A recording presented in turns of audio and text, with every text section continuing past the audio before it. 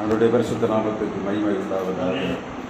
இந்த காலை நேரத்தில் ஆண்டவருடைய வார்த்தை கேட்கும்படியாக கூறி வந்திருக்கிறவங்களை நமது ஆண்டவரும் இரட்சகரும் வருகிறவருமாகிய இறைவன் இயேசு கிறிஸ்து நாமத்திலே வாழ்த்துகிறேன். நாம் ஆண்டவருடைய சமூகத்தில் தேடி வரும்போதெல்லாம் நம்மை ஆசீர்வதிக்கிற ஆண்டவர் இந்த நாளிலும் தன்னுடைய நல்ல வார்த்தையை தந்து உங்களை அனுப்புவார். ஏசாயா 61 அதிகாரம் 1 வசனத்தை நாம் வாசிக்கலாம். ஏசாயா 61 அதிகாரம் 1 வசனம். கர்த்தராகிய தேவனுடைய ஆவியானவர் என்மேல் இருக்கிறார். சிறுமைப்பட்டவர்களுக்கு சுவிசேஷம் அறிவிக்க கர்த்தர் அபிஷேகம் பண்ணினார். இருதயம் நொறுங்குண்டவர்களுக்கு காயங்கட்டுதலையும் சிறைப்பட்டவர்களுக்கு விடுதலையும். முதலாவதாக அடிமைத்தனத்துக்குள்ளே 3 விதமான காரியங்களை ஆண்டவர் எனக்கு கொடுத்தார். முதலாவதாக அடிமைத்தனத்துக்குள்ளே கிடந்த ஜனங்கள் விடுதலையாக்கப்பட்ட போது ஆண்டவர் செய்த அதிசயத்தையும், அடிமைத்தனத்துக்குள்ளே கிடந்த ஜனங்கள் பெற்றுக்கொண்ட விடுதலையையும், அடிமைத்தனம் எப்பொழுது வருகிறது, எதற்காக அடிமைத்தனம் உருவானது என்பதையும், இந்த 3 காரியங்களையும் உங்கள் மத்தியிலே கொடுக்கும்படியாக ஆண்டவர் இன்றைக்கு அடியனுக்கு தந்திருக்கிற ஸ்லாக்கியத்துக்காக நன்றி செலுத்துகிறேன். உங்களுக்கு மாத்திரமல்ல, இந்த செய்தி நான் நெட்ல போடுவேன். எங்கெல்லாம் இந்த செய்தி கேட்கப்படுகிறதோ அவளுக்கு விடுதலை கொடுக்கும்படியான செய்தியை ஆண்டவர் இந்த நாளிலே நமக்கு தருகிறார். முதலாவதாக அடிமைத்தனத்துக்குள்ளே கிடந்த ஜனங்கள் விடுதலை பெற்றதை தானியேல் 3 அதிகாரத்திலே 5 வசனத்தை ஒருவர் வாசிக்கலாம். எக்காளம், நாகசுரம், கிண்ணரம், வீணை, சுரமண்டலம், தம்புரு கேட்கும் போது நீங்கள் தாழ விழுந்து ராஜாவாகிய நேபுகாத்நேச்சார் நிறுத்தின பொற்சிலையை பணிந்து கொள்ள வேண்டும். இங்கே மிக முக்கியமான காரியத்தை நாம் பார்க்கிறோம். இஸ்ரவேல் ஜனங்கள், யூதர்கள் பாபிலோனுக்கு அடிமைகளாக போகிறார். அது கடைசியாக நான் உங்களுக்கு செய்தியாக கொடுக்க விரும்புகிறேன். ஏன் இஸ்ரவேல் ஜனங்கள், யூதர்கள் இந்த பாபிலோனுக்கு அடிமைகளாக போனார்கள் என்பதை நான் கடைசியாக கொடுப்பேன். ஏனென்று சொன்ன தேவ பிள்ளைகளாகிய நாம் அடிமைத்தனத்துக்குள்ளே கிடக்கிறோம் என்பதை அநேகர் உணர்ந்து கொள்வதில்லை. எனவே தான் ஆண்டவர் திருச்சபைக்கு செய்தியை கொடுக்கும் போது வசனம் தெளிவாக சொல்லுகிறது, கர்த்தருடைய ஆவியானவர் மேல் இருக்கிறார். தரித்திரருக்கு சுவிசேஷம் அறிவிக்க வேண்டும். நொறுங்குண்டு காயப்பட்டு கிடக்கிற காயத்தை ஆற்ற வேண்டும். சிறைப்பட்டவர்களுக்கு விடுதலை கொடுக்க வேண்டும் என்று சொல்லித்தான் இயேசுவை இந்த உலகத்தில் அனுப்பினார். மத்தேயு 4 அதிகாரம் 15 வசனத்தில் 17 வசனம் வரையிலும் ஆண்டவருடைய வார்த்தை தெளிவாக சொல்லுகிறது. யார் இந்த உலகத்தில் விடுதலையாக்கும்படியாக வந்தது? இயேசுதான் விடுதலையாக்கும்படியாக வந்தார். யாருக்கு விடுதலை கொடுக்கும்படியாக வந்தார்? மரண இருளின் திசைகளுக்கு வெளிச்சத்தை கொடுக்கும்படியாய் இயேசு உலகத்திலே வந்தார். வசனம் தெளிவாக ஏசாயா தீர்க்கதரிசியினாலே சொல்லப்படுகிறது. யாரை சொல்லுகிறது? இயேசுவை சொல்லுகிறது. இயேசுவை இந்த உலகத்திலே ஆண்டவர் விடுதலையாக்கும்படியாக அனுப்புகிறார். அவர் வாழ்ந்த காலங்களிலே எருசலேமிலும் யூதேயாவிலும் சமாரியாவிலும் கலிலேயாவின் பகுதிகளிலும் காணப்பட்ட ஜனங்களுக்கு விடுதலை கொடுக்கும்படியாய் சுற்றி நடந்தார். அவர் போன பின்பாக அவருடைய சீடர்களுக்கு தன்னுடைய பணியை ஒப்புக் கொடுத்து, நீங்கள் ராஜ்யத்தில் சுவிசேஷத்தை அறிவித்து ஜனங்களை விடுதலையாக்க வேண்டும் என்று சொல்லி கட்டளை கொடுத்து அனுப்பினார். ஆனால் இஸ்ரவேல் ஜனங்களை எகிப்தின் அடிமைத்தனத்துக்குள்ளே, பார்வோனின் அடிமைத்தனத்துக்குள்ளே போவதற்கு, பாபிலோனின் அடிமைத்தனத்திற்கு போவதற்கு ஆண்டவர் அங்கே கொடுத்த காரியங்கள் 2 நாளாகும் 36 அதிகாரத்திலே சொல்லப்படுகிறது.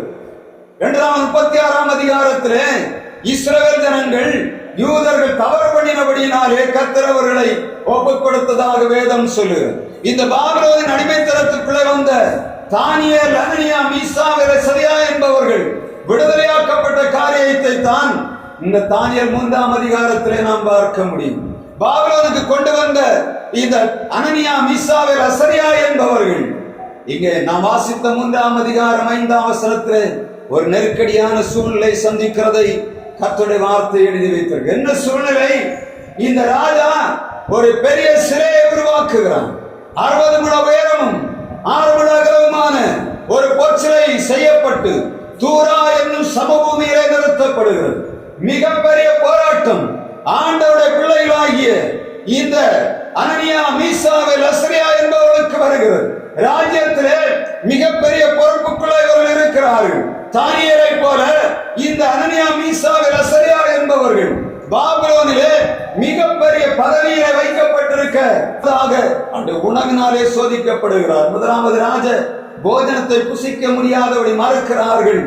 ஆனால் கர்த்தர்களை விடுதலையாக்கி அவருடைய தேசத்திலே உன்னதமான இடங்களிலே வைக்கிறதை 2ஆம் அதிகாரத்திலே சொல்லப்படுகிறது. 3ஆம் அதிகாரத்திலே இன்னொரு சோதனை வருகிறது. என்ன சோதனை? முதலாவது ராஜாவை தவிர ராஜா நிறுத்தின அந்த சிலையை வணங்க வேண்டும். யூதர்களாகிய இவர்கள் கர்த்தருடைய வார்த்தை தெளிவாக சொல்லுகிறது. மிக பிரதானமான கற்பனை என்ன? என்னை என்று வேற உனக்கு தேவர்கள் உண்டாயிருக்க வேண்டாம். மேலே வானத்திலும் கீழே பூமியிலும் பூமியின் கீழ் உண்டாயிருக்கிற எந்த ஒரு சொருவத்தையாகிலும் விக்கிரகத்தையாகும் நீங்கள் வணங்கக்கூடாது. முதலிலே அவளுடைய ஆகாரம் பரிசோதிக்கப்படுகிறது, சோதனைக்குட்படுத்தப்படுகிறது. இரண்டாவதாக அவருடைய வணங்குகிற முறை இங்கே சோதிக்கப்படுகிறது. நம்ம இருந்தா என்ன பண்ணுவோம்? இப்ப இருக்கிறதுங்க தெரியுமா? பாபிலோனின் அடிமைத்தனத்துக்குள்ள இருக்கிறோம். இவர்களுக்கு ஒன்றுமே செய்ய முடியாது. ராஜ கட்டளையை நிறைவேற்ற வேண்டிய மிக முக்கியமான மிகவும் மோசமான சூழ்நிலைக்குள்ளே இந்த புருஷர்கள் தள்ளப்படுகிறார். நம்ம அதிகாரத்தில் இருந்தா என்ன செய்வோம்? ராஜா ஒரு சட்டம் போட்டால், அரசியல்வாதி ஒரு சட்டம் போட்டால், அதை நிறைவேற்ற விட்டா என்ன நடக்கும்? முதலாவதாக ராஜா காவல்துறை பணியாளர்களை அனுப்புவார்கள். அவளை அரெஸ்ட் பண்ணுவார்கள். அவளை சிறைச்சாலைக்குள்ள போடுவதற்கு எல்லா காரியத்தையும் அவள் ஒழுங்குபடுத்துவார்கள். அப்படிதானே? இங்கே அதை விட மோசமான சூழ்நிலை. சுதந்திர மனிதனாகி நமக்கே அது முடியாது. அப்படியானா இங்க யார்? இவங்க கட்டப்பட்டு கிடக்கிறாங்க. ஒரு தேசத்துல அடிமைகளாய் கிடக்கிற ஜனங்கள், அவளுக்கு எந்த உரிமையும் கிடையாது. ஆனால் ஆண்டவருடைய வார்த்தை இங்கே மிக தெளிவாக எழுதப்படுகிறது. கட்டுகளுக்குள்ளே, சிறைச்சாலைக்குள்ளே, சூட போடப்பட வேண்டிய சூழ்நிலைக்குள்ளே இவர்கள் வந்து விட்டார்கள். இப்பொழுது தானியேல் 3ஆம் அதிகாரம் 12ஆம் வசனம் சொல்லுகிறது. வசனம் வாசிக்கலாம். தானியேல் 3ஆம் அதிகாரம். பாபிலோன் மாகாணத்தில்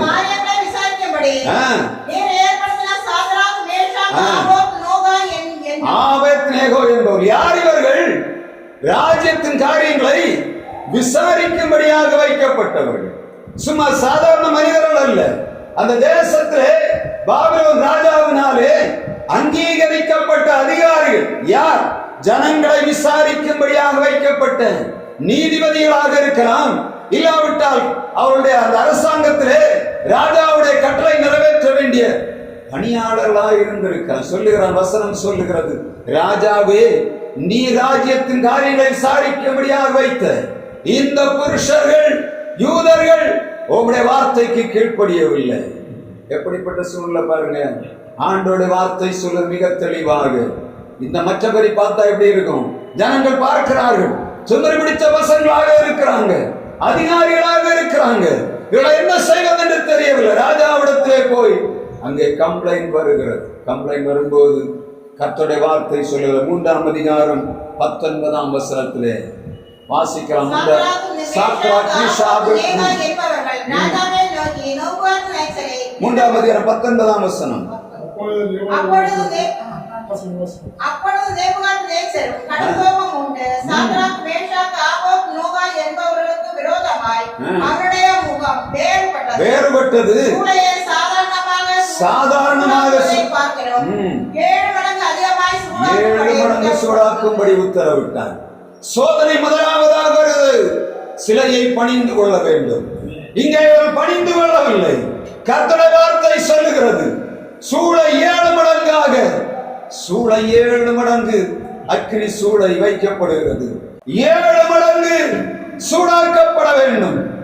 1 டிகிரி சென்டிகிரேட் அல்ல, 100 டிகிரி சென்டிகிரேட் அல்ல, 700 டிகிரி சென்டிகிரேட் அக்கினி போடப்பட்ட அக்கினி 7 மடங்காக உயர்த்தப்படுகிறது. அனனியா, மீசாவில் அசரியா என்பவர் பார்க்கிறார்கள். ஆனாலும் அவர்களுக்குள்ளே வைக்கப்பட்ட தீயானது அதை காட்டிலும் மிக அதிகமாக எரிந்து கொண்டிருக்கிறது. ஆண்டவரை தவிர எதற்கும் நாங்கள் பணிந்து கொள்ள மாட்டோம் என்று சொல்லக்கூடிய ஆனலானது அவளுக்கு மேலாக 7 மடங்கு அக்கினிக்கு மேலாக உயர்த்தப்படுகிறது. கர்த்தருடைய வார்த்தை அவளுக்குள்ள வருகிறது. 7 மடங்கு சூளை அதிகமாக போடப்பட்டாலும் ராஜாவே, நீ நிறுத்தின சிலைக்கு முன்பாக நாங்கள் பணிந்து கொள்ளப் போவதில் வசனம் தெளிவாக சொல்லுகிறார்கள். ஓ ராஜாவே, நீர் நிறைத்திருக்கிற சிலை எவ்வளவு பெரியதாக இருந்தாலும், நீர் போடக்கூடிய சூளை 7 மடங்கானாலும் நாங்கள் நீ நிறுத்தின சிலையை பணிந்து போக போவதில்லை. வசனம் தெளிவாக சொல்லுகிறது. 3ஆம் அதிகாரம் 22ஆம் வசனத்திலே சூளையிலே தூக்கி போட போனவர்களை அக்கினி பட்சித்து வாசிங்க. ராஜாவின் கட்டளையை நிறைவேற்றும்படியாக போன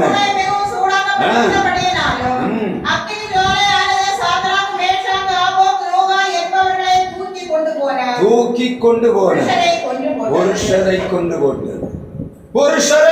போட்டது. அக்கினி சூளை 7 மடங்காக அங்கே எரிந்து கொண்டிருக்கிற நேரத்தில் தூக்கி கொண்டு போனவர்களை அக்கினி பட்சித்து போட்டது. உலகமெல்லாம் சோதனைக்குள்ளே கிடக்கும் போது, உங்களுக்கு எதிராக வைக்கப்படுகிற சோதனையிலே உலகம் விழுந்து வாழ்கிறது. ஆனால் தேவ பிள்ளைகளாகிய நாம் பாதுகாக்கப்படும்படியாக தேவ தூதன் ஒருவன் அங்கே அக்கினி சூளைக்குள்ளே வருகிறது. கர்த்தருடைய வார்த்தை சொல்லுகிறது, அந்த சகோதரனே சகோதரியே, உன்னுடைய சோதனை 7 மடங்காக இருக்கிறான். உன்னை பட்சித்து போடும்படியாக வைக்கப்படுகிற சூளையின் மத்தியிலே உன்னை கொண்டு போகப்படும்படியாய் வருகிற ஜனங்களை பட்சித்து போட்ட அந்த அக்கினி உன்னை பட்சிக்காது என்பதை கர்த்தருடைய வார்த்தை சொல்லுது. கர்த்தருடைய ஆவியானவர் மேல் இருக்கிறார். ஓ, இந்த சிறைப்பட்டு போனவர்களை விடுதலையாக்கும்படியாய் கர்த்தருடைய ஆவியானவர் இருக்கிறார் சொன்ன இயேசுவினுடைய வல்லமை இந்த இடத்தில் வியாபித்துக் கொண்டிருக்கிறார். சகோதரனே, உனக்குள்ளாய் எரிந்து கொண்டிருக்கிற அக்கினி 7 மடங்கு அக்கினி சூளையை காட்டிலும் வல்லமை உள்ளதாய் வெளிப்படும்படியாய் கர்த்தருடைய ஆவியானவர் இந்த இடத்திலே கிரியை செய்து கொண்டிருக்கிறதை மறந்து போகாது. தேவனுடைய ஆவியானவர் வல்லமை, அக்கினி அபிஷேகத்தின் வல்லமை உனக்குள்ளே உச்சப்படும் என்று சொன்னார். இந்த அக்கினி எரிந்து கொண்டிருக்கிற 7 மடங்கு அக்கினி சூளை காட்டிலும் உனக்குள்ளே வைத்திருக்கிற பரிசுத்த ஆவியின் வல்லமை உள்ளதாய் காணப்படுகிறது. இயேசு அனுப்புகிற பரிசுத்த ஆவிக்கு வல்லமை உண்டு. என்ன வல்லமை? அக்கினி சூளை காட்டிலும் மகா வல்லமை உள்ள சூளை. அந்த அக்கினி உனக்குள்ளே எரிந்து கொண்டிருக்க வேண்டும் என்று சொன்னா, ஒரு அக்கினி உங்களை எரிக்க முடியாது என்று சொன்னா, எரிக்க கூடாது என்று சொன்னா, உங்களுடைய அக்கினி அதற்கு மேலாக எரிந்து கொண்டிருக்கும். கர்த்தருடைய ஆவியானவர் மேல் இருக்கிறார். தரித்திரருக்கு சுவிசேஷம் அறிவிக்கும்படியாய் அனுப்பப்பட்ட இயேசுவினுடைய வல்லமை, அவருடைய பரிசுத்த ஆவியின் வல்லமை இந்த காலை நேரத்தில் உங்களை நிழலிட்டுக் கொண்டிருக்கும் என்று சொன்னார். உங்கள் சோதனை என்னன்னு பாருங்க. உங்களை சூழ்ந்து கொண்டிருக்கிற சோதனை அது அக்கினியை போல உங்களை எரிக்கும்படியாக காணப்படும். உலகத்தின் பாவங்கள், உலகத்தின் கிரகங்கள், இவைகள் உங்களை எரித்து போடும்படியாக இந்த நாட்களை உங்களை கிரியை செய்து கொண்டிருக்கும் என்று சொன்னார். தேவாவியானவர் சொல்லுகிறார். கர்த்தருடைய வல்லமை உள்ள தேவதூதனானவர் உங்கள் மத்தியிலே உங்களோடு உலாவுகிறவராக இருக்கிறார். கண்களின் இச்சை, மாமிசத்தின் இச்சை, ஜீவனத்தின் பெருமையாகிய சோதனை உங்களை தாக்கிக் கொண்டிருக்கலாம். பலகீனத்துக்கு நீங்கள் விட்டுக் கொடாதபடி கர்த்தருடைய அக்கினிக்குள் உங்களுக்கு எரிந்து கொண்டிருக்கும் என்று சொன்னார். இந்த சோதனையை கர்த்தர் எரித்து தகர்த்து நிர்மூலமாக்கி போடுவார். வசனம் சொல்லுகிறது. தானியேல் 3ஆம் அதிகாரம் 27ஆம் வசனத்திலே கர்த்தர் கொடுத்த விடுதலை எழுதப்படுகிறது. வாசிக்கலாமா? சேனாதிபதிகளும் அதிகாரிகளும் தலைவரும் ராஜாவும் மந்திரிகளும் கூடி வந்து அந்த புருஷனுடைய சரீரம் அக்கினி பலன் செய்யாமலும் அவருடைய தலைமையில் கருகாமலும் அவருடைய சால்வையில் சேதப்படாமலும் அக்கினியின் மனம் அவரிடத்தில் வீசாமலும் கண்டார்கள். சோதனையாய் அக்கினி அவளை தொடவில்லை. மயிரை கூட ஒண்ணும் பண்ணல. அப்படிதான் நீங்க சொல்லலாம். இந்த மயிறு, இந்த சோதனை மயிரை கூட ஒண்ணும் செய்யாது. அக்கினி அவளை ஒண்ணு செய்ய. எவ்வளவு பெரிய சோதனை நமக்கு முன்பாக வருகிற சோதனை எவ்வளவு பெரிய தெரியுமா? நம்மை 7 மடங்கு அக்கினிக்குள்ளாக போட்டு சாத்தான் வாழ தடுக்கும்படியாக நினைக்கிறான். ஆனால் அந்த ஆண்டோட வார்த்தை சொல்லுகிறது, கர்த்தருடைய ஆவியானவர் மேல் இருக்கிறார். தரித்திரருக்கு சுவிசேஷம் அறிவிக்கும்படியாய் என்னை அனுப்பின ஆண்டோட வார்த்தை உங்களுக்கு நேராக வருகிறது. இந்த சோதனை உங்களை ஒன்றுமே செய்யாது. தேவ ஆவியானவர்களோடு சொல்லுகிறார், இந்த சோதனை அக்கினி உங்களை சேதப்படுத்தாதபடி, உங்கள் மயிராக தொடாதபடி கர்த்தர் உங்களை பாதுகாக்கும்படியாய் தம்முடைய தூதரை மத்தியில் அனுப்பி இருக்கிறார் என்பதை நினைவில் கொண்டு காலையில் இழந்தனோட கேட்ட ஆண்டவரே, நான் இந்த இடத்துக்கு போகிறேன்.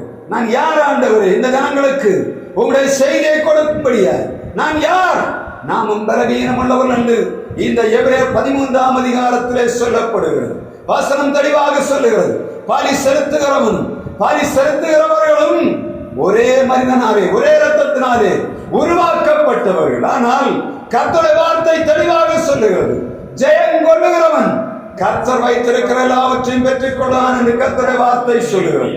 இந்த உபத்திரவத்தின் குகைக்குள்ளே அடிமைத்தனத்துக்குள்ளே கிடந்த சனனியா, மீசாவை, லசரியா என்பவர்களை சோதனை சூளை ஒன்றும் செய்ய முடியாது என்று சொன்னார். ஆண்டவருடைய இரத்தத்தாலே மீட்கப்பட்டு அவருடைய இரத்தத்தாலே கழுவப்பட்டு அவருடைய தூய ஆவியானவரை பரிசுத்த ஆவியானவரை பெற்றுக் கொண்டு நம்மை அக்கினி சோதனைகள் ஒன்றும் செய்யாது என்பதை நாம் நினைவில் வைத்து தைரியமாக ஓடணும். இந்த அக்கினி சோதனை வரும்போது அநேகர் சோர்ந்து போகிறோம். இதில் நான் ஜெயிப்பேனா என்று அநேக நேரங்களை கேட்கிறோம். என்னை சுற்றி நெருங்கியிருக்கிற சோதனை, கவர்ச்சியாகிய சோதனை, எல்லா விதமான வேதனையாகிய சோதனை, கடந்த சோதனை, உலகத்தில் கண்ணிகளந்த சோதனைகள் என்னை மேற்கொள்ள முடியாதபடி ஆண்டவர் பாதுகாப்பார் என்று சொல்லக்கூடிய உணர்வு பரிசுத்த ஆவியை பெற்றுக் கொண்ட நமக்கு இருக்கணும். அதுதான் ஆண்டவர் இன்னைக்கு உங்களுக்கு கொடுக்கிற செய்தி. அடிமைத்தனத்துக்குள்ளே நாம் விழுந்து கிடக்க சாத்தான் செய்கிற மிகப்பெரிய கண்ணி என்ன? சோதனையாகிய கண்ணி. அது என்ன? அது எரி நெருப்பாகிய கண்ணி. நம்மை முற்றிலுமாய் நாசம் பண்ணி விட வேண்டும் என்று நினைக்கிற கண்ணி ஒன்றும் உங்களை சேதப்படுத்தாது. உங்கள் தலைமைகளாயிலும் கருகாது, உங்கள் வஸ்திரங்கள் சேதமடையாது. தேவதூதன் அக்கினியை அந்த அக்கினி நடுவிலே நம்மோடு உலாவிக் கொண்டிருக்கிறார் என்ற உணர்வு நமக்கு வேணும். சோதனைகள், பலவிதமான சோதனைகள் ஒவ்வொருவருக்கும் வித்தியாசமாக வருகிறது. சிறு பிள்ளைகளுக்கு சோதனை உண்டு, கண்ணி உண்டு. வாலிபர்களுக்கு கண்ணி உண்டு, சோதனை உண்டு. முதியவர்களுக்கு சோதனை உண்டு, வாலிபர்களுக்கு சோதனை உண்டு. ஆனால் சோதனையிலே எரி நெருப்பிலே விடாதபடி ஆண்டவர் நம்மை பாதுகாக்கும்படியான பரிசுத்த ஆவியானவர் நமக்குள்ளே ஊற்றப்படுது. இரண்டாவதாக ஒரு அடிமைத்தனம். இந்த அடிமைத்தனத்திலிருந்து விடுதலையாக்கப்பட்ட ஜனங்கள். இவர்கள் யார்? தானியேல், அனனியா, மீசா, லசரியா என்பவர்கள் அடிமைத்தனத்துக்குள்ளே கிடக்கிறார்கள். இன்னொரு கூட்டம் அடிமைத்தனத்துக்குள் இருந்து விடுதலையாக்கப்பட்ட ஜனங்களுடைய வாழ்விலே காணப்பட்ட காரியத்தை நாம் சிந்திக்கணும். சிந்தித்தா மாத்திரம்தான் நம்முடைய சூழ்நிலைகள் என்னன்னு நமக்கு தெரியும். அநேக நேரங்களிலே நாம் சோதனைகளுக்குள்ளே கிடக்கிறோம், வேற வழி தெரியவில்லை, நம்ம வெளியே வர முடியாது. ஏன்னா அதிகாரங்கள் எல்லாம் நம்மை மூடி வைத்திருக்கிறது. நம்ம ஒன்றுமே செய்ய முடியாதபடி சூழ்நிலைக்குள்ளே கிடக்கிறோம். இங்கே இரண்டாவதாக அடிமைத்தன நுகத்திலிருந்து விடுதலையாக்கப்பட்ட ஜனங்கள் ஒரு விடுதலை அனுபவிக்க வேண்டியதாக இருந்ததை நாம் யாத்ராகமம் 14ஆம் அதிகாரத்திலே வாசிக்கிறோம். யாத்ராகமம் 14ஆம் அதிகாரம் 9ஆம் வசனத்தை நாம் வாசிக்கிறோம். இது இஸ்ரவேல் ஜனங்கள் அடிமைத்தனத்திற்கு பின்பாக வெளியே வந்த பின்பாக காணப்பட்ட ஒரு உபத்திரவத்தை இங்கே வேதத்திலே நாம் பார்க்கிறோம். யாத்ராகமம் 14ஆம் அதிகாரம் 9ஆம் வசனம், சகல குதிரைகளோடும் ரதங்களோடும் குதிரை வீரரோடும் சேனைகளோடும் அவர்களை தொடர்ந்து வருகிறார். பாபால் சபோனுக்கு எதிரே இருக்கிறார். ஈரோடு பள்ளத்தாக்கண்டையிலே இவர்கள் வந்து அவர்களை கட்டி நெருங்கினார். இங்க நமக்கு தெளிவா தெரியும், இந்த இஸ்ரவேல் ஜனங்கள் யார்? அந்த காலத்தின் அடிமைத்தனத்திலிருந்து அவர்கள் மீட்கப்பட முடியாதபடி 400 வருடங்கள் அந்த தேசத்துக்குள்ளே கிடக்கிறார்கள். யார் எங்களை விடுதலையாக்குவார்கள் என்று சொல்லி அவர்கள் ஏங்கிக் கொண்டிருந்த நேரத்தில் ஆண்டவர் ஒரு மனிதனை அனுப்புகிறார். எந்த மனிதன்? மோசே அனுப்பி அவர்களை விடுதலையாக்குகிறார். விடுதலையாக்கி வெளியே வந்து விட்டார்கள். எல்லாம் முடிந்து விட்டது. இனி நாளை காலையில் எழும்பினோட நாங்க செங்கல் சுட போக வேண்டாம். நாளை காலையில் எழும்பவன இஸ்ரவேலர்களுக்கு கூலி வேலை செய்ய போக வேண்டாம். இஸ்ரவேல் வீட கழுவ போக வேண்டாம். இந்த பார்வோனுடைய குடும்பத்துக்குள்ள நாங்க போக வேண்டியதில்லை என்று சொல்லி மிகவும் தெளிவாக வெளியே வருகிற நாட்களிலே இங்கே ஒரு சோதனை வருகிறது. என்ன சோதனை? சாத்தான் தன்னுடைய கையை திரும்ப பார்க்கிறான். தான் ஏமாற்றப்பட்டிருக்கிறோம் என்பதை உணர்ந்த உடனே இந்த எகிப்தியர்கள் என்ன பண்ணுகிறார்கள்? பார்வோனிடத்தில் போகிறார்கள். நீர் ஏன் நம்முடைய எதிராளிகளை விட்டு விட்டீர்? தேசம் இப்பொழுது வேலை செய்ய ஆள் இல்லாதபடி கஷ்டப்பட்டு கொண்டு கிடக்கிறது. அடிமைத்தன துகத்துக்குள் இருந்த இந்த ஜனங்களை விடுதலையாக்கினபடினாலே இவர்கள் வறுமையை சந்திக்கிறார்கள். இவர்களுக்கு வேலை செய்ய ஆள் இல்லை. இப்பொழுது நெருக்கம் அவர்களுக்கு வந்தவுடனே திரும்ப துரத்த ஆரம்பிக்கிறார்கள். இஸ்ரவேலுடைய சூழ்நிலை என்ன? முன்ன பார்த்தா செங்கடல், வலது பக்கத்திலும் இடது பக்கத்திலும் வனாந்தரம், பள்ளத்தாக்குக்குள்ளே மாட்டிக்கொண்டார்கள். குடும்பத்தோடு ஓட முடியாது. எல்லா காரியங்களோடும் வருகிறார்கள். குடும்பம் வருகிறது, பிள்ளைகள் வருகிறவர்கள், முதியவர்கள் வருகிறார்கள், கால்நடைகள் வருகிறது. எப்படி ஓடுவது என்று தெரியவில்லை. சத்தம் தூரத்தில் கேட்கிறது. இந்த குதிரைகளின் சத்தம், பார்வோனுடைய அந்த படையுடைய சத்தம் தூரத்தில் கேட்கிறது. எல்லாம் முடிந்து விட்டது, சமாதானமாய் வருகிறோம் என்று சொல்லி இவர்கள் எல்லாவற்றையும் எடுத்து ரெடி பண்ணி ஆயத்தமாய் சாப்பிட உட்கார்ந்த நேரமாக இருக்கலாம், இல்லாவிட்டால் இவர்கள் கழிக்கிற நேரமாக இருக்கலாம். ஏதோ நேரத்தில் சத்தம் கேட்கிற துரத்தி கொண்டு வருகிறார். இவர்களுக்கு யுத்தம் பண்ணுவதற்குரிய சூழ்நிலை அங்கே காணப்படவில்லை. இவர்கள் இப்பொழுது அவர்கள் ஆட ஆரம்பிக்கிறார். ஆண்டோரை பார்த்து கேட்கிறார்கள், இந்த இஸ்ரவேல் ஜனங்கள் என்ன செய்வதென்றே தெரியவில்லை. இவருடைய சூழ்நிலை இவர்கள் திரும்பி பார்க்கல. நீங்க வசனத்தை பார்த்தீங்கன்னா தெரியும். யாத்ரா 14ஆம் அதிகாரம் 10ஆம் வசனத்திலே சமீபித்து வருகிறதை கண்டு ஏறெடுத்து பார்த்து தங்களுக்கு வருகிறதை கண்டு கர்த்தரை நோக்கி கூப்பிட்டார்கள். முதலாவதாக என்ன நடக்குது? இஸ்ரவேல் ஜனங்கள் எகிப்தியரை கண்டவுடனே கூக்குரலிட ஆரம்பித்தார்கள். முதலாவதாக வேற வழி தெரியல, ஐயோ இவரை தொடர்ந்து வருகிறார்களே என்று சத்தம் போட ஆரம்பித்து விட்டார்கள். அதுக்கு அடுத்த வசனத்தை படிச்சு பாருங்க. மோசே நோக்கி எகிப்திலே பிரேதக்குழிகள் இல்லை என்றால் வனாந்திரத்திலே சாகும்படியாக கொண்டு வந்து எகிப்திலிருந்து புறப்பட பண்ணினதினால் எங்களுக்கு இப்படி செய்தது என்ன? முதலாவது கூக்குரலிட்டார்கள், சத்தம் கேட்கப்படவில்லை. இரண்டாவது மோசே இடத்திலே போய் கேள்வி கேட்கிறார். என்ன கேள்வி? எகிப்திலே பிரேத குழிகள் இல்லை என்றால் எங்களை இந்த வனாந்திரத்திலே சாகும்படியாக கொண்டு ஆண்டவர் அழைத்து கொண்டு வந்தார். கேள்வி யாரிடத்தில் வருகிறது? மோசைக்கு எதிராக வருகிறது. வனாந்திரத்திலே சாகும்படியாக எங்களை கொண்டு வந்தி அந்த எகிப்திலே எங்களுக்கு பிரேத குழிகள் இல்லை என்றால் இந்த வனாந்திரத்தை எங்கள் பிரேத குழியை நீர் மொத்தமாக நாங்கள் சாகும்படியாய் நீர் கொண்டு வந்தீர் என்று கேட்கிறார். மூன்றாவது அடுத்த வசனம் இன்னும் மோசமாக, நாங்கள் எகிப்திலே இருந்திருந்தால் எகிப்திற்கு வேலை செய்து சொன்னோம், ஆனால்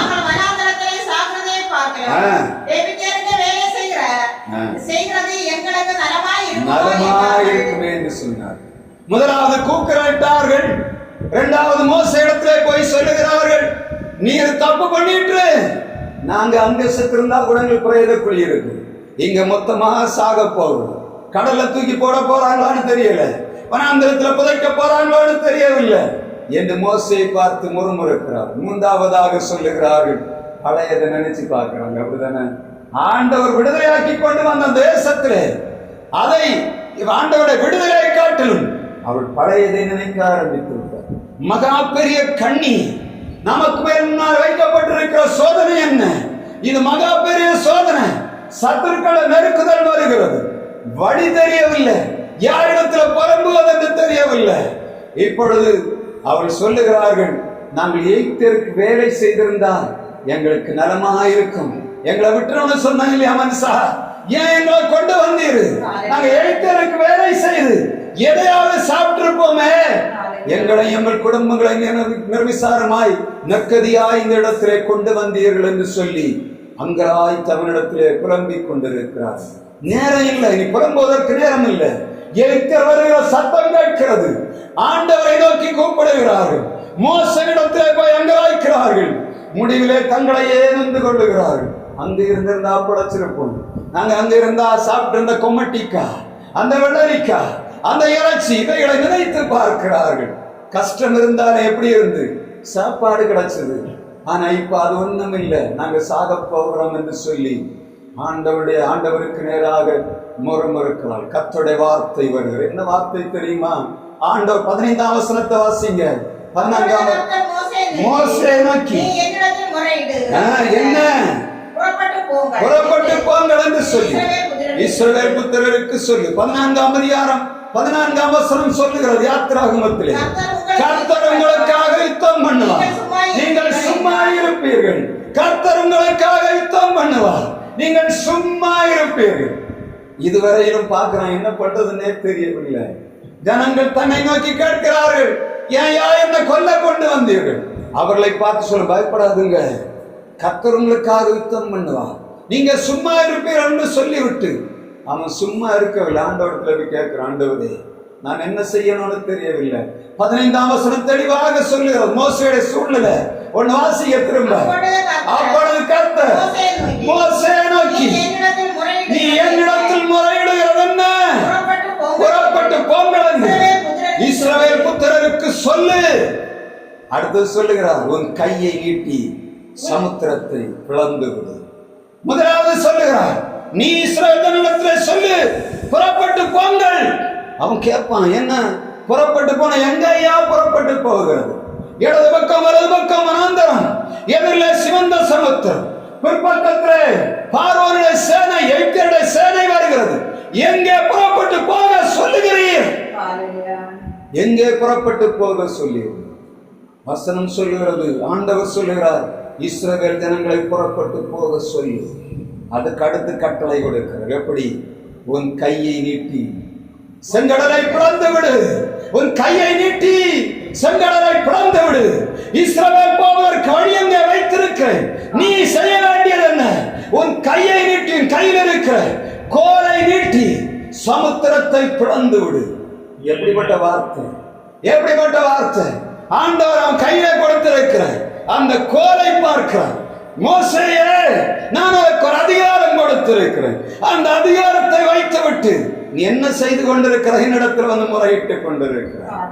அப்படித்தானே அநேகருக்கு தெரியும். தேவ ஊழியர்களுக்கு ஆண்டவர் கொடுத்திருக்கிறார் வல்லமையும் அதிகாரத்தையும் இழந்து போகிறபடினால்தான் தேவ ஊழியர்கள், ஆண்டவரால் அனுப்பப்பட்ட தீர்க்கதரிசிகள், ஆண்டவரால் தெரிந்து கொள்ளப்பட்ட ஜனங்களுக்கு ஆண்டவர் கொடுத்திருக்கிற அதிகாரம் என்ன என்பதை நினைவில் கொள்வதே இல்லை. அந்த ஊழியரே, சகோதரனே, ஆண்டவர் கொடுத்திருக்கிற அதிகாரம் என்ன என்பதை நீ புரிந்து கொள்ளுவாய் என்று சொன்னார். நீ அநேகருடைய வாசல்களை, அநேகருக்கு முன்பாக அடைக்கப்பட்டிருக்கிற வாசலை திறக்க போகிறாய். ஜனங்கள் பள்ளத்தாக்கின் மத்தியிலே போக முடியாதபடி, வழி இல்லாதபடி அங்காய்க்கிற நேரத்தில் கர்த்தர் உனக்கு கொடுக்கிற அதிகாரம் என்கிற கோல் அது உனக்கு ஞாபகம் இருக்கும் என்று சொன்ன நீயும் திறக்க போகிறாய். செங்கடலுக்குள்ளே இஸ்ரவேல் ஜனங்கள் போகும்படியான பாதை திறக்க போகிறார். ஆண்டவர் சொல்லுகிறார், உன் கையில் இருக்கிற கோலை நீட்டி சமுத்திரத்தை பிளந்து விடு. அந்த கோல் என்ன கோல் தெரியுமா? யாத்ராமத்தில் நம்ம பார்த்தாதான் தெரியும். அந்த கோல் என்ன? யாத்திரா 4ஆம் அதிகாரம் 2ஆம் வசனத்திலே அங்கே ஒரு கோல் அவனை நோக்கி, உன் கையில் இருக்கிற கோலை என்ன என்றார்? கோல் என்று சொன்ன. அதை தரையிலே போட்டபோது அது சர்ப்பமாயிற்று. மோசேயுடைய கையில் இருந்த கோல் என்ன? கீழே போட்டா சர்ப்பமாக கூடிய கோல். அதிகாரம் என்ற கோல் கர்த்தருடைய வார்த்தை சொல்லுகிறது. அவன் அந்த வாளை பிடித்தான். இது பாம்பானது. எகிப்தின் மந்திரவாதிகள் தங்களுடைய கோல்களை கீழே போட்டார்கள், அதுவும் பாம்பானது. ஆனால் இந்த பாம்புகளை எல்லாம் என்ன பண்ணிச்சு? மோசேயுடைய கோல் விழுங்கி போட்டு மோசே அதன் வாளை பிடித்து கையில் எடுத்தவனை திரும்பவும் கோலானது. மோசேயுடைய கையில் இருந்த கோல் என்ன? அது கீழே போட்டா பாம்பாக கூடிய கோல். இதை வைத்துக் கொண்டுதான் மோசே ஆண்டவரிடத்தில் முறையிடுகிறான். என்ன ஆண்டவரே, உங்களுடைய பிள்ளைகள் போவதற்கு வழி தெரியவில்லை. மோசே போய் ஆண்டவரிடத்தில் முறையிடுகிறான். ஆண்டவர் சொல்கிறார், உன் கையில் இருக்கிற கோலை நீட்டி சமுத்திரத்தை பிளந்து விடு. ஆண்டவர்களை கொடுத்திருக்கிற அதிகாரம் என்ற கோல் அது எப்படிப்பட்ட கோல்? கீழே போட்டா பாம்பாக கூடிய கோலையாகும். ஆண்டவருடைய கையிலே கொடுத்திருக்கிறார். ஒரு மேய்ப்பனாக நான் இன்றைக்கு காலையில எடுத்து இந்த அறையை மாட்டும் போது ஆண்டவர் சொன்னது என்ன? நீ ஒரு மேய்ப்பன் அல்லவா? உனக்கு கொடுத்திருக்கிற அதிகாரம் என்ன? உன் கையிலே கொடுத்திருக்கிற கோல் என்ன? இந்த ரோப்பனை கட்ட ஆரம்பிக்கும் போது ஆண்டவர் சொல்லுகிறார், நீ மேய்ப்பனாக நீ போக போகிற என்ன கோலை உன் கையிலே கொடுத்திருக்கிறேன். அதிகாரம் என்ற கோல், அந்த கோலுக்கு வல்லமை உண்டு. என்ன கோல்? அது கீழே போட்டா பாம்பாக கூடிய அதிகாரம் உள்ள கோலை ஆண்டவர் ஒவ்வொருவருடைய கையிலும் கொடுத்திருக்கிறார். ஆண்டோட ஊழியரை சும்மா ஆண்டவர் அபிஷேகிப்பதில்லை. ஆண்டோட பிள்ளைகளை தெரிந்தெடுப்ப சும்மா இல்லை. ஊழியனுக்கு ஒரு மனிதரை அனுப்புகிறார் என்று சொன்னார். அவன் கையிலே கொடுக்கிற அதிகாரம் என்பது சும்மா இல்லை. அந்த கோல் தரையிலே போட்ட போது பாம்பான கோல். அப்படிதானே? 2வது யாத்ராம் 7ஆம் அதிகாரம் 2ஆம் வசனத்திலே சொல்லப்படுகிறது. என்ன வாசிக்கிறோம்? சொல்ல வேண்டும். பாவம் இஸ்ரவேல் புத்திரரை தன் தேசத்திலிருந்து அனுப்பிவிடும்படி 7:20 உன் சகோதரன் ஆரோன் அவரிடத்தில் பேச வேண்டும். அடுத்து 20 கர்த்தர் கட்டளையிட்டபடியே மோசேயும் ஆரோனும் செய்தார்கள். ஆரோனுடைய கண்களுக்கு முன்பாக கோலை ஓங்கி நதியில் உள்ள தண்ணீரை அடித்தான். மோசேயே, உன் கையில் இருக்கிற கோல் என்ன கோல்? அது தண்ணீரை அடிக்கும் போது இரத்தமாக மாறக்கூடிய கோல் அல்லவா? உன் கையில் ஆண்டவர் கொடுத்திருக்கிறார். உன் கோலை எதற்காக பயன்படுத்துகிறார்? ஆண்டவர் சொல்லுகிறார், மோசேயே, இஸ்ரவேல் ஜனங்களுக்காக நீ ஏன் முறையிடுகிறாய்? உன் கையில் இருக்கிற கோலை நீட்டி சமுத்திரத்தை பிளந்து விடு. இந்த கோல் எந்த கோல்? சமுத்திரத்தை அடித்த போது, அந்த நீரை அடித்த போது, அந்த பார்வோரை நீர்நிலைகளை அடித்த போது இரத்தமாகின கோலாகும். சும்மா அதிகாரத்தை ஆண்டவர் கொடுக்கவில்லை. கர்த்தர் உன்னை ஊழியத்துக்கு அழைத்து உன்னை வேற விரித்திருப்பார் என்று சொன்னார். அவர் அதிகாரம் இல்லாமல் உன்னை அனுப்பவில்லை. அவர் கையிலே கோலை தராமல் அனுப்பவில்லை. சகோதரனே, ஒரு மேய்ப்பனுக்குரிய கோலை உனக்கு தந்திருப்பார் என்று சொன்னார். நீ மேய்க்கணும். தீர்க்கதரிசி என்ற நாமத்திற்கு தீர்க்கதரிசி என்ற கோலை தந்திருப்பார் என்று சொன்னார். அந்த கோலை நீ பயன்படுத்த வேண்டும்.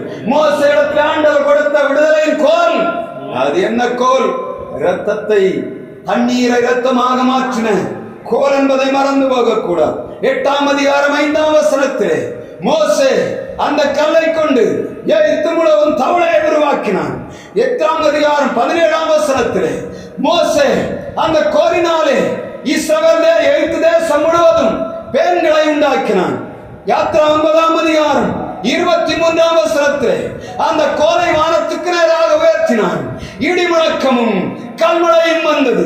யாத்ரா 10ஆம் அதிகாரம் 13ஆம் வசனத்திலே எகிப்து தேசம் எங்கும் வெட்டுக்கிளைகளை வேற பண்ணின வல்லமையுள்ள கோல். அந்த கோல் மோசேயுடைய கையிலே கொடுக்கப்பட்ட கோல். எந்த கோல்? அதிகாரம் உள்ள கோலை ஆண்டவர் கொடுத்திருக்கிறார். ஆனால் மோசே போய் ஆண்டவரிடத்திலே கேட்கிறார். இந்த இஸ்ரவேல் ஜனங்கள் கேட்கிறார்கள், எகிப்திலே பிரேத குழிகள் இல்லை என்றால் எங்களை இந்த வனாந்தரத்திலே அழிக்கும்படியாய் கொண்டு வந்தீர். நாங்கள் எகிப்திற்கு வேலை செய்து நன்றாக சாப்பிட்டிருப்போமே. இந்த தேசத்திலே, இந்த வனாந்தரத்திலே நாங்கள் கஷ்டப்படுகிறோமே. நீர் என்னை ஏன் கொண்டு வந்தீர் என்று கேட்கிறார்கள். மோசே கொஞ்சம் செய்ய தெரியவில்லை. ஆண்டவரிடத்திலே போய் முறையிட. அன்பு சகோதரனே, சகோதரியே, ஆண்டவருடைய அபிஷேகத்தின் வலிமை பெற்ற ஒவ்வொருவருக்கும் ஆண்டவர் கோல்களை தந்திருக்கிறார். காலையில எழும்பி கோல என்ன பண்ணும்? உயிர் கொடுக்கணும். உங்களுக்கு ஒரு வசனம் என்ற கோலை ஆண்டவர் தந்திருக்கிறார். உங்களுக்கு அபிஷேகத்தின் கோல்களை தந்திருக்கிறார். ஒவ்வொரு மனிதனையும் ஆண்டவர் சும்மா வேறு விரிக்கவில்லை. ஒரு வசனத்தை கொண்டு நயங்காட்டிகளை அழைத்துக் கொண்டு வருகிறார். ஆண்டவருடைய வார்த்தை சொல்லுகிறது, நீர் எங்களை வனாந்தரத்தில் நயங்காட்டி அழைத்துக் கொண்டு வந்தீர். அப்படிதானே? இஸ்ரவேல் ஜனங்களை எங்க அந்த வனாந்தரத்திலே ஆண்டவருக்கு பலியிடுங்கள் என்று சொல்லித்தான் அழைத்துக் கொண்டு வந்தார். பார்வரிடத்தில் சொல்லுகிறார்கள், இஸ்ரவேல் வனாந்தரத்திலே பலியிட வேண்டும், ஆண்டவருக்கு பலியிட வேண்டும் என்று சொல்லித்தான் நயங்காட்டி அழைத்துக் கொண்டு வந்தார். இப்பொழுது வனாந்தரத்திலே வலதுபுறமும் இடதுபுறமும் முற்பக்கமும் பிற்பக்கம் போக முடியாதபடி கிடக்கிறீர்களா? ஆண்டவருடைய வார்த்தை சொல்லுகிறது. உங்களுக்கு கர்த்தர் கொடுக்கிற வார்த்தை என்ன? இன்று கண்ட எய்த்தினை என்றுமே காண்பதில்லை. ஆண்டவர் அடியினை கொடுத்து கொண்டு உங்களுக்கு கொடுக்கக்கூடிய அந்த அதிகாரம் என்ற கோல் சொல்லுகிறது, இன்று கண்ட எய்த்தினை என்றுமே காண்பதில்லை. இஸ்ரவேலை காக்கிறதை உறங்குவதும் இல்லை, அவர் தூங்குவதும் இல்லை. உங்களை நெருங்கி வருகிற சேனையானாலும் சரி, நீங்கள் நடக்க முடியாதபடி காணப்படுகிற பள்ளத்தாக்கானாலும் சரி, எதிரிலே காணப்படுகிற செங்கடல் போன்ற சோதனையானாலும் சரி, வழியறக்கும்படியான ஆண்டோட வல்லமை காணப்படுகிற கர்த்தருடைய வசனம் தெளிவாய் சொல்லுகிறது. மோசே தன் கையில் இருக்கிற கோலை நீட்டினான், செங்கடலிலே வழி உண்டானது. இஸ்ரவேல் ஜனங்கள் செங்கடலுக்குள்ளே வெட்டாந்தரைக்குள்ளே போனது போல நடந்து போனார்கள் என்று கர்த்தருடைய வார்த்தை சொல்லுகிறது. இந்த காலை நேரத்தில் கர்த்தருடைய வார்த்தை சொல்லுகிறது. கர்த்தருடைய ஆவியானவர் மேல் இருக்கிறார். தரித்திரருக்கு சுவிசேஷம் அறிவிக்கும்படியாய் அபிஷேகம் பண்ணி ஆண்டவர் அவர் சொல்லுகிறார், சிறைப்பட்டு போனவர்களுக்கு விடுதலை இன்றைக்கு ஆண்டவர் கொடுக்கும்படியாய் ஆடிய வார்த்தை உங்களுக்கு நேராக கடந்து வருகிறது. மூன்றாவதாக மிக முக்கியமான காரியத்தை நான் நிறைவு செய்யும்படியாக நான் சொல்லி முடிக்கும்படியாய் விரும்புகிறேன். 2 Naளாகமம் 36 8 வசனம், 9 வசனம், 10 வசனம், 11 வசனம், 20 வசனத்திலே கர்த்தருடைய வார்த்தை சொல்லுகிறது. இஸ்ரவேல் ஜனங்கள் ஏன் அடிமைத்தனத்துக்குள்ளே போனார்கள் சரியும் தெரியுமா? உபாகமம் 28 15 வசனத்தில் நீங்க பார்த்தீங்கன்னா தெரியும். வசனம் தெளிவாக சொல்லுகிறது. இஸ்ரவேல் ஜனங்கள் ஆண்டோடைய கட்டளைகளை மறந்தார்கள், அவருடைய கற்பனைகளை விட்டு விட்டார்கள், அவருடைய வழியிலே போகாதபடியினார்கள் ஆண்டவர் அவர்களை எகிப்தியருக்கும் பார்வோனுக்கும் பாபிலோனியருக்கும் அடிமைகளாக விற்று போட்டார்கள் என்று கர்த்தருடைய வார்த்தை சொல்லு. கர்த்தர் வைத்திருக்கிற நீதி நியாயங்களை நாம் விட்டு விடாதபடி அவருடைய வழிகளிலே நடப்போம் என்று சொன்னார். கர்த்தர் நம்மை பாதுகாப்பார். உபாகமம் 28 1 வசனத்தில் 14 வசனத்தில் ஆசீர்வாதத்தை, 15 வசனத்தில் ஆண்டவர் கடைசி வரையிலும் சாபத்தை வைத்திருக்கிறார். அதுதான் சொல்லுகிறார், உன் பிள்ளைகள் பிறருக்கு அடிமைகளாக போவார்கள். எப்பொழுது? ஆண்டவருடைய வார்த்தைக்கு கீழ்ப்படியாதபடி, அவருடைய கற்பனைகளுக்கு கீழ்ப்படியாதபடி, அவருடைய கட்டளைகளுக்கு கீழ்ப்படியாதபடி இஷ்டம் போல் நம்முடைய வாழ்வை கொண்டு போவோம் என்று சொன்னார்.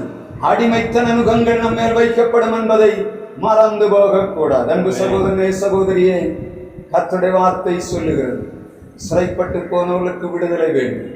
அடிமைத்தன நுகத்துக்குள்ளே கிடந்த இந்த என்பவர்களை பாதுகாத்த ஆண்டவர், விடுதலையாக்கின ஆண்டவர் தம்முடைய தூதனை அனுப்பினார். இங்கே அடிமைத்தன நுகத்திலிருந்து விடுதலையாகி வந்த மோசே கொண்ட ஆண்டவர் கோலை வைத்து அந்த அதிகாரத்தை பயன்படுத்தி விடுதலையாக்கினார்.